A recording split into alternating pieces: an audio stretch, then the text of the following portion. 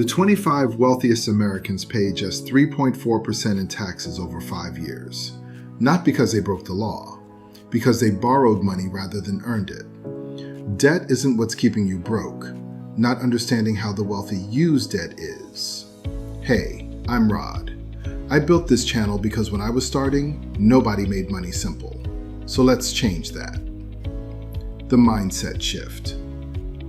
Rich people think of debt as a tool, a lever, something you pick up on purpose to move something heavier than you could move alone. Here's the core difference.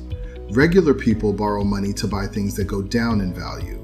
Cars, vacations, clothes, furniture. The moment you swipe that card, the value drops, and you're paying interest on something worth less than what you owe. Wealthy people borrow money to buy things that go up in value or generate income. Real estate, businesses, investments. The asset grows, the income flows in, and the debt gets paid off by the asset itself.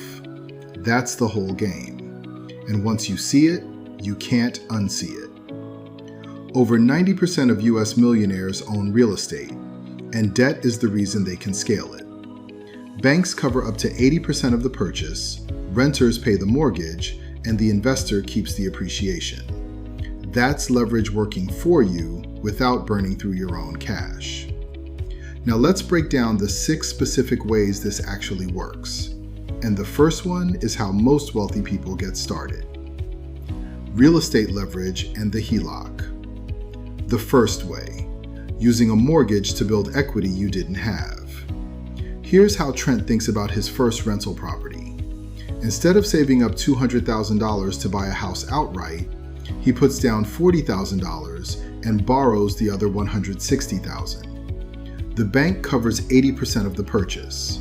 His tenant pays the mortgage every month, and Trent keeps all the appreciation.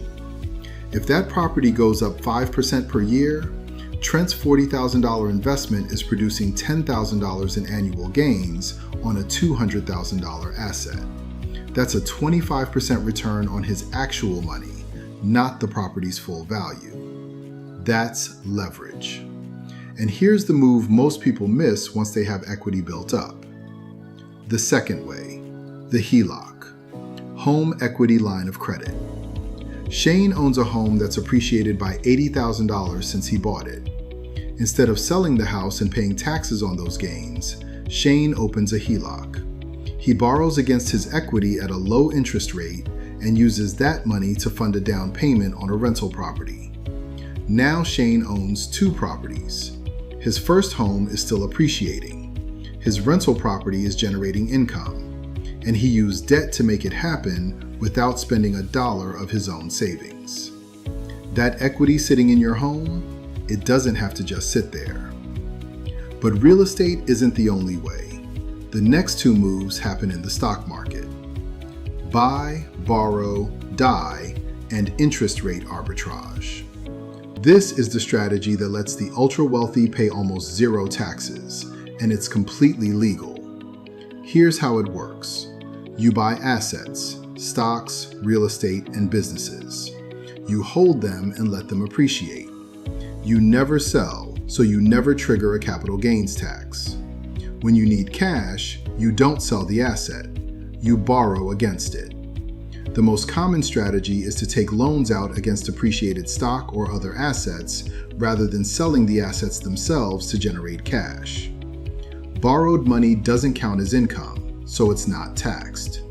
And when you die, your heirs inherit the assets at their current market value. The original gains are wiped out for tax purposes. Your family gets the wealth, and the IRS gets almost nothing. This is how the wealthy pays a lower tax rate than most teachers. They borrow against stock instead of selling it. The fourth way, interest rate arbitrage. This one is simple math. Borrow at 5%, earn 10% somewhere else, keep the spread. Wealthy people borrow against their portfolio at low rates because they have collateral, then invest that borrowed money in assets generating higher returns. The difference between what they pay in interest and what they earn on the investment is pure profit. This is exactly how banks operate. They borrow your money at 2% savings account rates and lend it out at 7%. They keep the spread. Rich people do the same thing on a personal level. Now let's talk about how the wealthy use debt to build businesses and what that means for you. Business debt and debt recycling. The fifth way, business debt to scale faster. The wealthy use credit lines to grow revenue, not to survive a bad month. Strategic debt helps them hire, expand, and launch faster than savings alone would allow.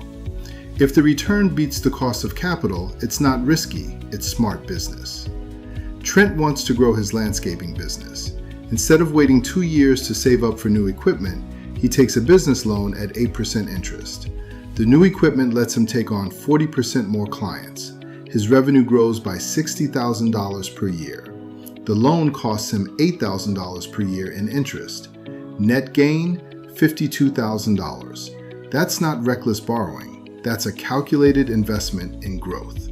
The key is that the return on the debt has to beat the cost of the debt.